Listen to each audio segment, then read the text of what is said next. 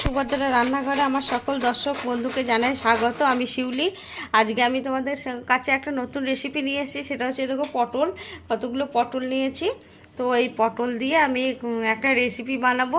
তো একঘেয়ে পটলের তো পটল খেয়ে খেয়ে একঘেয়ে হয়ে লাগছে সবার, আমাদেরও লাগছে, সেই জন্যে এইটা মাঝে মাঝে করি। তো আজকে আমি তোমাদের সাথে শেয়ার করছি আমি কিভাবে বানাচ্ছি, তোমাদের দেখাবো।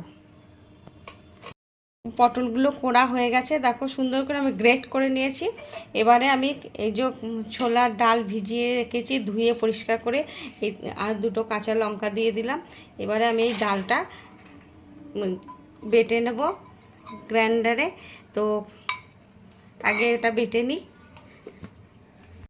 আমি গ্রেট করা পটলগুলো এবার এই পাত্রের মধ্যে নিয়ে নিলাম। তার মধ্যে আমি এই যে ডালটা বেটে নিয়েছি, ডাল বাটা দিয়ে দিচ্ছি পরিমাণ মতো। আর লাগলে আমি দেব, মেখে দেখব আগে। এই যে আদা আর কাঁচা লঙ্কা বাটা দিয়ে দিচ্ছি আমি ডালের সাথে। কাঁচা লঙ্কা তাছাড়া দিয়েওছি। লবণ দিয়ে দিলাম স্বাদ মতো। গরম মশলার গুঁড়ো দিয়ে দিচ্ছি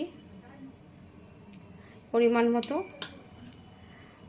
একটুখানি জিরের গুঁড়ো, একটু ধনের গুঁড়ো, একটু অল্প করে হলুদ, কাশ্মীরি রেড চিলি পাউডার।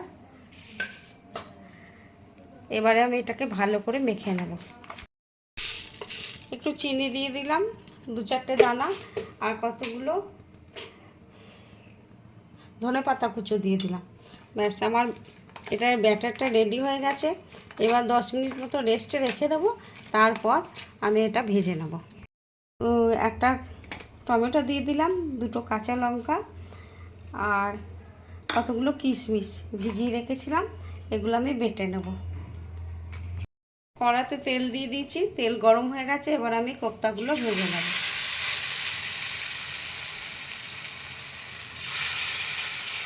পটলের কোপ্তা।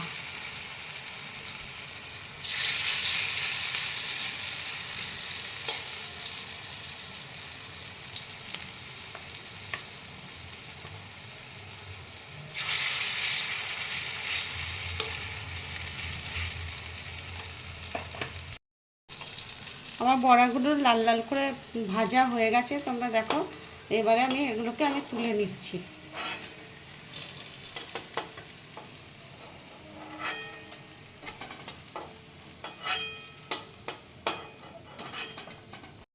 কোপ্তাগুলো সমস্ত ভাজা হয়ে গেছে। এবার আমি আলু, হলুদ নুন মেখে রেখে দিয়েছি, এগুলো ভেজে আমি তুলে নেব। আমার আলুগুলো লাল লাল করে ভাজা হয়ে গেছে। এবার আমি আলুগুলোকে তুলে নিচ্ছি।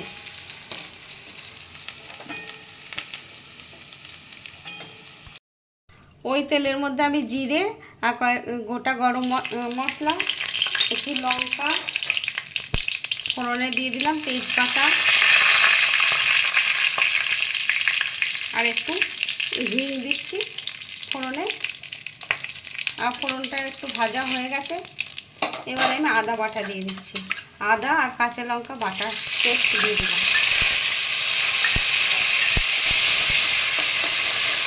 তেলি মশলা দিয়ে দিচ্ছি, ধনের গুঁড়ো, জিরের গুঁড়ো, হলুদ আর কাশ্মীরি রেড চিলি পাউডার।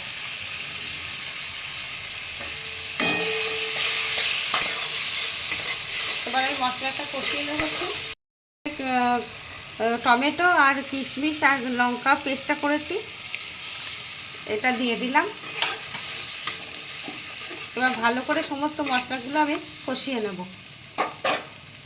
এবার একটু লবণ দিয়ে দিচ্ছি স্বাদ মতো, আর একটু চিনি দিয়ে দিচ্ছি, আর একটু কসুরি মেথিকে হাতে কষলে দিয়ে দিচ্ছি। সমস্ত কিছু আমি এবার ভালো করে আর একটু কষিয়ে নেব। মশলা আমার প্রায় কষানো হয়ে গেছে। এবার মশলার মধ্যে আমি আলুগুলো, ভেজে রাখা আলুগুলো দিয়ে দিলাম। এবার একটু কষিয়ে নেব আলুগুলো দিয়ে। হয়ে গেছে। এবার আমি একটু গরম জল দিয়ে দিচ্ছি। এবার একটু ভালো করে ফুটে গেলে আমি কোপ্তাগুলো দিয়ে দেব। আমার এটা ফুটে গেছে, রেডি হয়ে গেছে। এবার আমি কোপ্তাগুলো দিয়ে দিচ্ছি। কোপ্তাগুলো দিয়ে আমি নামিয়ে দেবো। ওপর থেকে আমি কয়েকটা ধনেপাতা কুচি ছড়িয়ে দিলাম, আর একটুখানি আমি ঘি দিয়ে দিচ্ছি। এবার আমি গ্যাসটা অফ করে দিলাম। আমার পটলের কোপ্তা কারি রেডি এবং সার্ভ করে দিয়েছি। তোমরা আমি যেভাবে বানিয়েছি সেভাবে অবশ্যই একবার বানাবে, বানিয়ে খেয়ে দেখবে তোমাদের কেমন লেগেছে। এই কোপ্তাগুলো এমনি শুধু শুধু ডাল দিয়ে, ভাত দিয়ে, গরম ভাত দিয়েও খাওয়া যাবে এবং শুধু মুখেও খেতে অসম্ভব সুন্দর হয়। আর তোমরা অবশ্যই যেন একবার খাবে করে। আর তোমরা আমার চ্যানেলটা এখনও পর্যন্ত যারা সাবস্ক্রাইব করোনি তাদের কাছে অনুরোধ রইল প্লিজ আমার চ্যানেলটা একটু সাবস্ক্রাইব করে দেবে, আর বন্ধুবান্ধব আত্মীয় স্বজনদের সাথে একটু শেয়ার করে দেবে প্লিজ। আর তোমরা সবাই ভালো থাকবে, সুস্থ থাকবে, তোমাদেরকে সকলকে অসংখ্য ধন্যবাদ, নমস্কার, অনেক অনেক ভালোবাসা।